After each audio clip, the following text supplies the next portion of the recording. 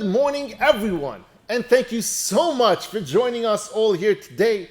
Today's shiur should be Le'ilu Nishmas, our dear friend Menachem ben Yisrael Yaakov, as well as my dear aunt Rivka Bas Gavriel Tzvi, and for Zaidi, Reb Shmuel ben Yosef Dov HaKohen, B'schos l'Refuah Shalema Bakarov Mishalom ben Sarachel, Miriam Basara, and Yair Yeshia ben Chaya Atara. Today, we are on page 257 in the Or HaVigdor, for those who are following along. And today we're going to be talking about seclusion. We talked about this concept of how to feel when you're alone and getting close to Hashem. And we're going to elaborate a little bit about that today. So some people in modern times, we might call that hisbodedos, not necessarily modern times, but hisbodedos, but more modern times you might call that meditation. You might take some time in meditation, quiet place, stuff like that. And the idea is not just, hundreds of years ago where tzaddikim, neviim, Jewish history, we see this, that, super holy people were going to, seclusion to get away from their day-to-day life. And it doesn't mean that we can't do something like that, but it doesn't mean that we have to go away for a month, although I know many of us would love to do that, but it doesn't mean that we have to go away for a month and disconnect completely.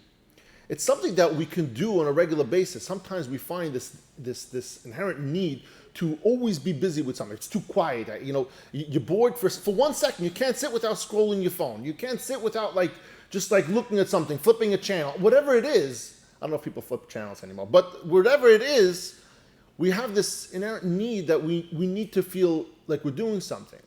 And what we're going to talk about today is that if you do find yourself in a situation, maybe you're traveling, whether it's for work or whatever it is, and you're by yourself, and it comes to evening time, you're not home, you're not with the kids, you already ate dinner, and you're by yourself. So instead of going to say, okay, what can I do in this area? What can I do to keep myself busy? Maybe you could utilize that time to get closer to HaKadosh Baruch Hu. And I want you to understand, back in the day where tzaddikim, or even regular people would do hisbodedos, they would go out into the mountains, they go into the forest to be secluded. They didn't do that because they wanted to get away from their problems. They didn't do that because they wanted to get away from their wife and a house full of 12 kids.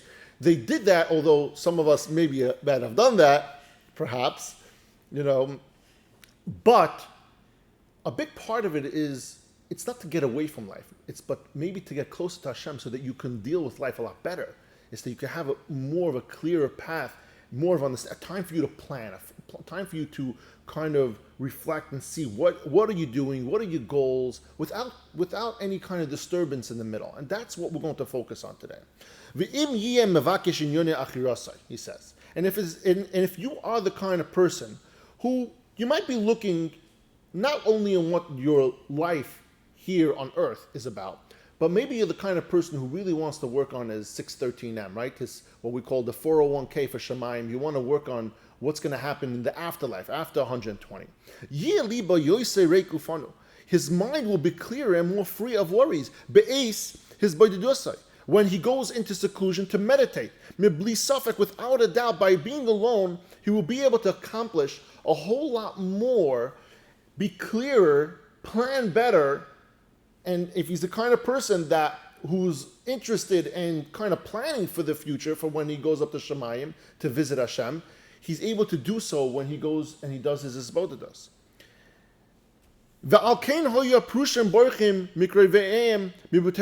It was for this reason that in the Prushim, the people who would go out and practice, precious or seclusion, that they would leave their families in their homes, and they would go into the mountains.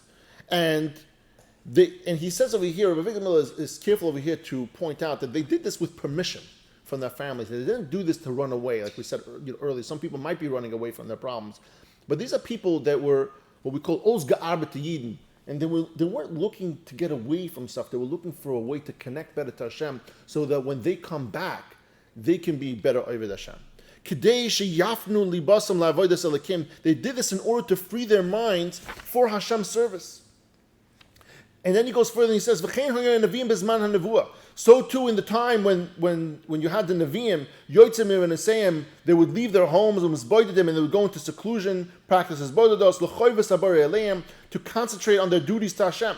When Eliyahu, you know the story from Eliyahu Navi and Elisha. Eliyahu Navi went to find Elisha. Elisha was in the field over there, and he was behind a plow. And Eliyahu Navi said, come with me. And he dropped the plow. He was done. Eliyahu Navi was here. He understood. He was going to go into seclusion. He dropped everything he was doing and just went out.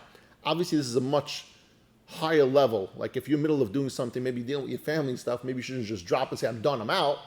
But the point is that he found a place that you went out and you did prusha. Shanema alav, as it says, Shnaim asat simadim lefanav. He had 12 pairs of oxen going before him with this plow. V'hu b'shneha asa, and he was with the 12th row of them. And Elisha was one of those who were busy pulling the plow. V'kevan sharamaz lo Eliyahu b'mat remez. As soon as Eliyahu gave him a slight hint, it's basically saying, come, let's go. He understood. Haven oiseva amma. He understood him and he said, let me kiss, please, my father and my mother. Before I go, he understood that he wants him to go into Precious and to go away for a long time.